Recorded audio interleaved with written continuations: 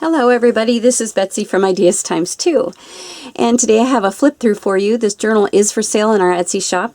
This is a grungy paper bag journal, and we've had several of these for sale, and Cyndi also has a tutorial how to make these, and I'll leave the link for her video down below so you can make one of your own.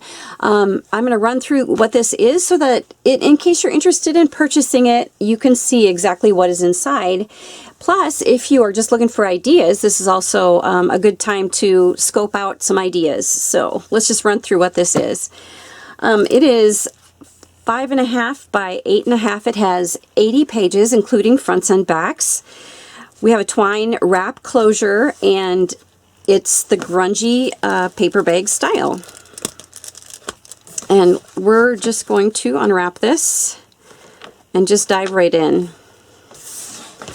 So this one I have a key. It is not a real key. It's a decorative key, and I just purchased this at the store some time ago. I ran out of real keys. I'm sad about that. I can't wait for a month, and then I can go to the antique store. Maybe wouldn't that be great? Go grab a girlfriend, a sister, run to Five Guys for a fat juicy burger, and then go to the antique mall. Wouldn't that be great? We'll just savor that idea. Just let it savor for a while. All right.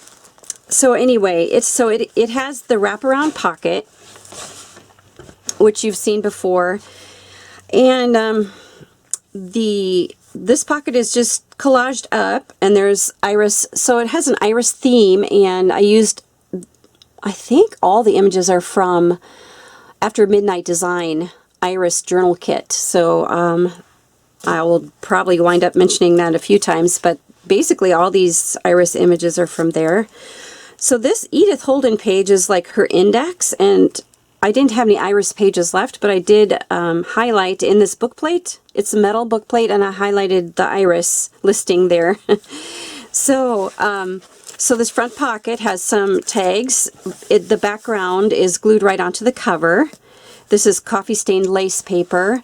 And then these tags, this is a recycled envelope. It's not used as a pocket or an envelope, it's just a tag, so I sewed it closed. And then inside I have this butterfly image. I think this is from Nevermore Creations 17, this image here.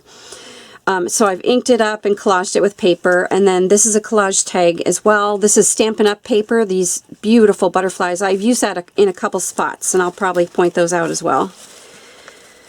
And then the back is similar to the front. This is coffee stained lace paper, and so collaged up a little bit, and this is Tim Holtz collage paper. So here's the background on here, and a tag that has iris on one side and plain on the other. I kind of liked the plain in there, but definitely could be used either way. Little sari silk at the top there. Alright, so inside we have the 3 tuck spots. This one has a little envelope. Avocado stained paper fold out on this second tuck spot. And then the third in the back is a collaged large tag, and there's sari silk at the top of that. Alright, so let's start flipping. So here's an angled pocket with some tags. One is sort of plain. This is that Stampin' Up! Paper, and this is collaged up. Little eyelash trim at the top. Here is a dictionary definition for iris, and I just made a belly band out of that, and this ticket slips down underneath that. This is a combination of avocado stained and cabbage stained paper. So it's almost like a half and half, and it almost looks like a landscape. Almost. I really liked that piece of paper, and I thought it would go perfect in this Iris themed journal. So here's a little stenciling here, a little snippet, cluster, a side tuck. This is from a vintage greeting card. Plain tag, it has a fussy cut butterfly on it. Little washi tape here. This is a tea stain index card. It has some flowers trim, fancy stitch from my sewing machine.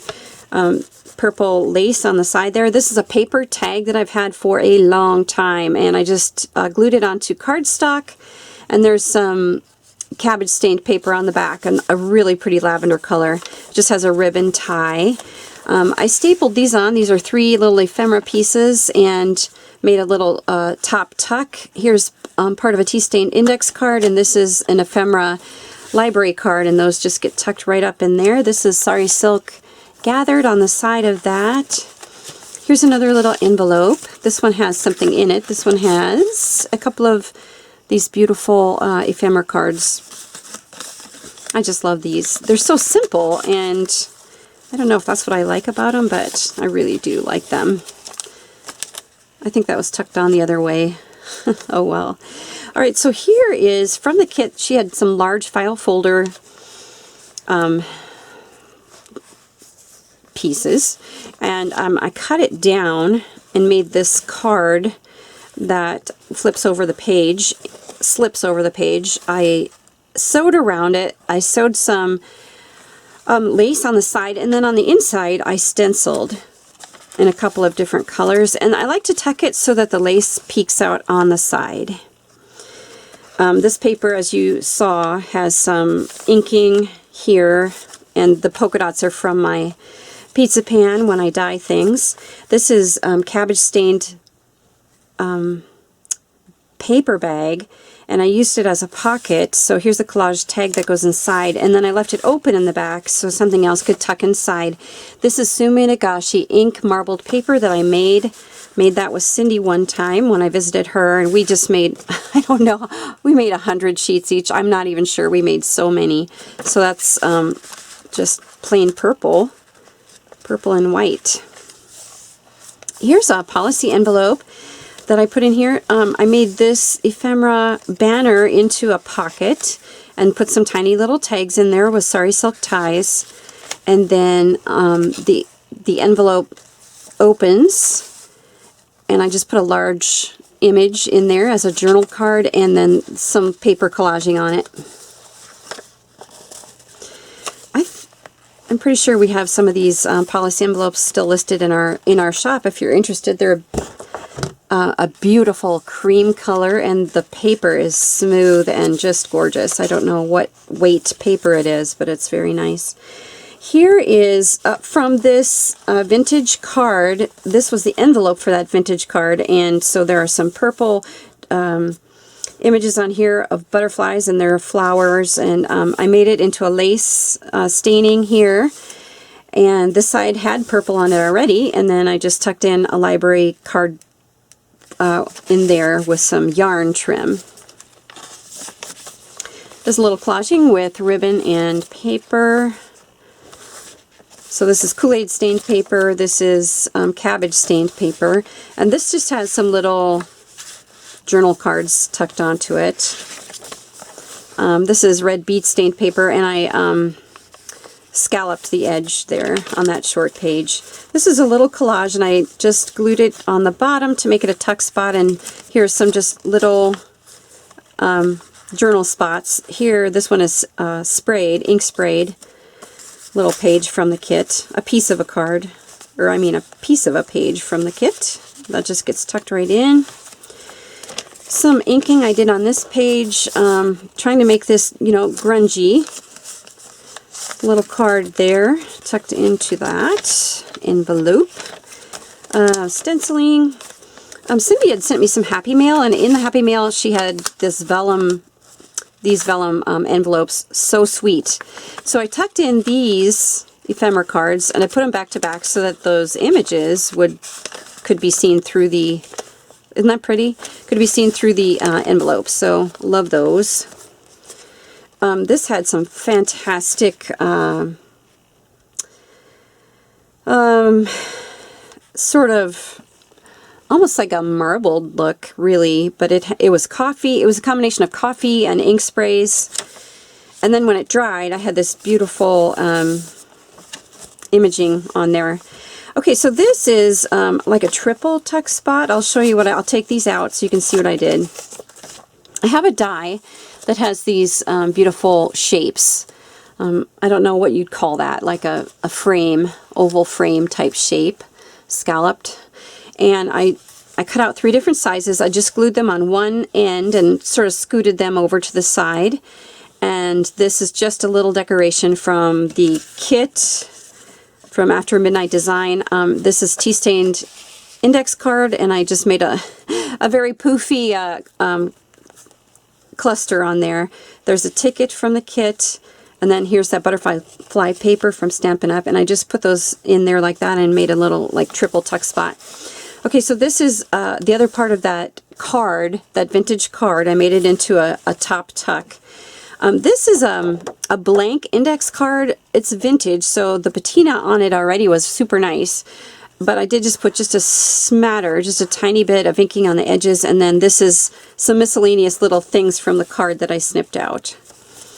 Here's a tall pocket, and okay, so I made a, it's acetate, but it's really, I don't know if it's acetate or plastic or what exactly it is, but it's from packaging.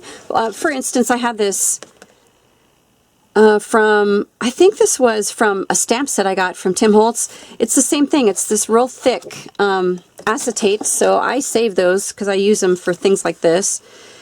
So I made this with matte gel medium, and I put coffee stained paper on the back because I did peel some of the paper off. I used a cardstock. This was printed on cardstock, these images. I put the matte gel medium over the acetate, and then I put the image on it, waited till it dried, and then I peeled most of the cardstock off, and it kind of gave it a translucent sort of look. But just to make it more usable, I put coffee stained paper on the back. So it could be used as a journal spot or a bookmark or something like that. So it was just a little something fun. I've made something like that a couple months ago too, I think, for one of my journals. The other side of that paper, here's some stenciling. I did zigzag stitch and put this puffy yarn on there. Some washi tape here. I don't know if I mentioned it. This is Kool-Aid stained paper. This is cabbage stained paper. This had a little rip in the paper, so I put a little tag on it and just folded it over the top. Here's some side collaging. Here, the other part of that vintage envelope. Just put a large journal card in there. I reinforced this top edge. I folded the flap of the envelope down and glued it. So it gives it a nice little decorative look to it there. And then the other side had this really pretty iris image with the butterflies. Loved it. This is Tim Holtz collage paper, and I used a couple different styles, and I just made a tiny bit of a collage on here, directly onto the paper. And there, I have a crackle stamp, so I put that on there to give that a little bit more interest on that page. This is the other half of that policy envelope. We do have some of these for sale in our Etsy shop in case you're interested. Did I mention that? If I did, I apologize. So here is some collage on there. I've just put a large journal card in it with some sewing around it.